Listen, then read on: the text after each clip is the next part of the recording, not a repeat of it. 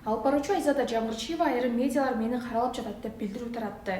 8 февралда Медиахаб МСНКоинде элге жайышкандар кимдер деген берүү чыгарган.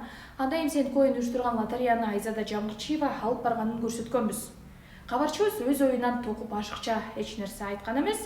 Калыстыкты кармап, Жамгырчиеванын пикирин берүүгө бир канча ирет аракет кылдык. Менеджери, андан кийин пиар директору менен сүйлөшүп, суроолорубузду айтып, байланыштырууну өтүндүк. Майнап чыкпаганда өзүнө да чалганбыз, бирок жооп берген эмес. Биз эми деле Жамгырчиеванын пикирине орун бере аларыбызды айта кетейин. Жамгырчиева өзүн журналистмин деп жатат. Демек, андай болсо биздин материал каралуу эместигин экинчи тарап такыр жооп бербей койгондо, анын жоосуз деле материал чыга берерин жакшы түшүнмөк. Экинчиден, декабрь айында уюштурулган ошол лотерея мыйзамсыз экенин, МСНКоин абдан күмөн жаратып жатканын тажрыйбасы аз журналист деле оңой эле текшере алмак. Белгилүү адамдардын, журналисттердин мойнунда социалдык жоопкерчилик бар экенин, ар бир сөзү же жүрүм-туруму коомчулукка таасир этерин журналисттер жакшы билишет.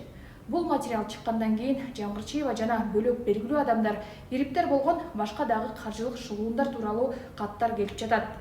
Мүмкүнчүлүгүбүзгө жараша аларды текшеребиз. Бул биздин ишибиз, анткени Медиахаб буга чейин каржылык шылуундардын бетин ачкан ондогон иликтөө же факт-чек чыгарган.